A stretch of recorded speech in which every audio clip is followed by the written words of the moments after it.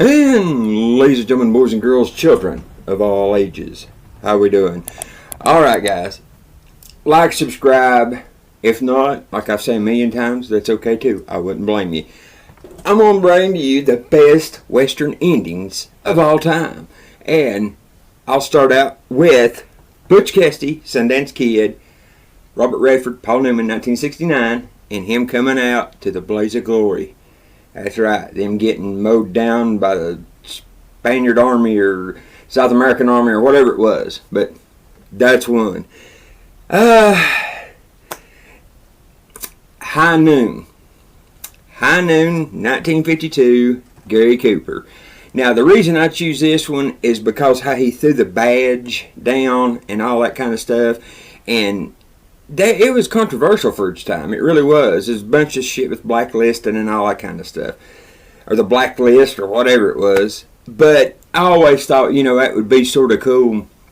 You know how the kid rides up and he grabs the badge and Gary Cooper and Amy, which is Grace Kelly, gets on the wagon and they ride off. I'd had to laugh if that boy was like, "Hey man, what's going on?"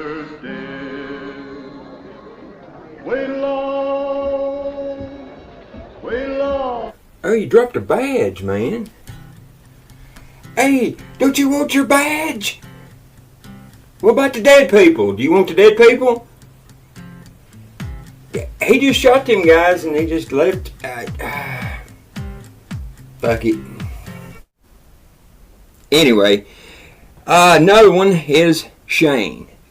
1953, Shane. Whether his wound is that bad or not, which I think it was, he's leaving that he has a chance so he won't bring nobody else into his hell.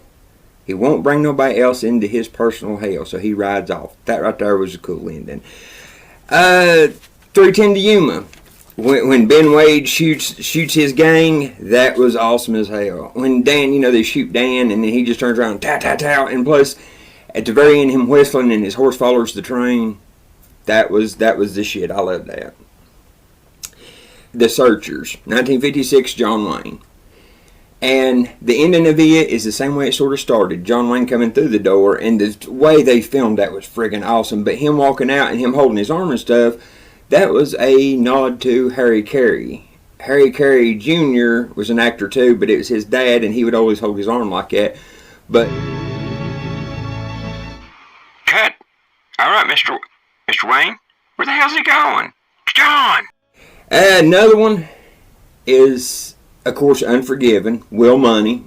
Don't drink all that time, and then all of a sudden he starts drinking because they kill Ned, and he done all his killing when he was drunk. So, he starts drinking. You know what's fixing to happen? It's you, fat man. Speak up. And then kills little Bill Taggart. And my last but not least, I will give to the Hateful Eight. The Hateful Eight with Warren and Maddox at the end, and him hanging Daisy Domergue instead of actually shooting her in the head was friggin' awesome. And him reading that Lincoln letter at the end, and they're both laying on the bed, dying and stuff. And guys, here's the thing, because you want them, I wanted them both to survive, but you got to think. Warren got shot in the nuts. He's going to bleed out. Maddox got shot, that 32 in the hip or in the leg or whatever, he's going to bleed out.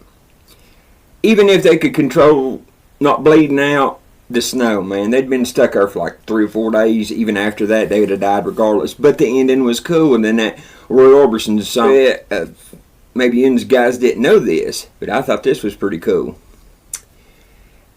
Until they leaked the script on the internet and stuff, the actual ending was Daisy Domergue shot Warren, killed him, and I'm assuming about the same ending. They either hung, Maddox either hung Daisy Domergue or he shot Daisy Domergue, and he was supposed to be the lone survivor. Now, if he still was shot, he wasn't going to be surviving shit.